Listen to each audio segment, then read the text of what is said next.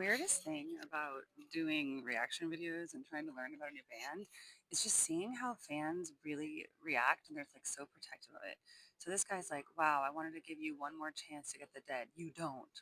All good. Enjoy what you enjoy. Don't waste your time listening to them. Have a good life. I will not waste my precious time. Listen to your opinion of the Dead. It's cool.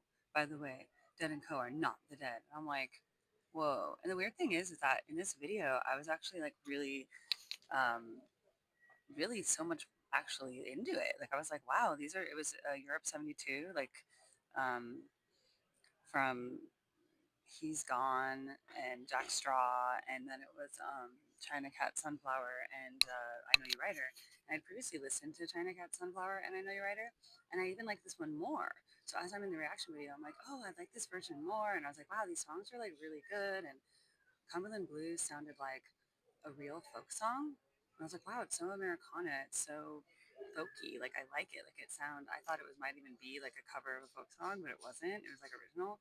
So I was actually all into it. And I've been doing these interviews with Deadheads. Like I interviewed like a boomer and then a younger boomer, which is called Generation Jones. Apparently, there's like a micro generation between like 1956 and 1963, Generation Jones. I interviewed this like really psychedelic guy who like is all into like the deep inner meanings and has had all these like experiences.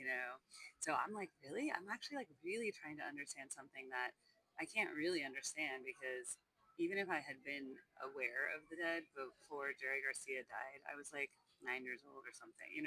So there was like no way I could have really understood them anyway, like at the time. So it's just so funny, these older people being like, you're never going to get the Dead. I'm like, how am I supposed to understand something the same way you do when you were like there in the 70s and you were there in the 80s? Like, I can try to glean as much as I can and I can find the songs that I like. And I was straight up, I was like, look, I think that the 30-minute Dark Star 1969 is really hard to like take all in, but I listened to the whole thing and I was like, all right, that's intense stuff.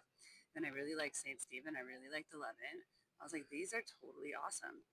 And now I'm really like digging this Europe 72, except for this really slow blues song I heard about He Hurts You Too or something. I was like, I don't like that song because it's depressing. It's slow blues. I've never been into slow blues.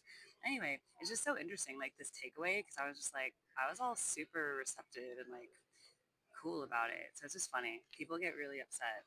But there's no reason to be upset. It's like music is to enjoy and to share, and like not everyone's gonna like the same stuff and everyone's gonna have preferences. So anyway, I just think it's you just gotta learn to be a cool and accepting person.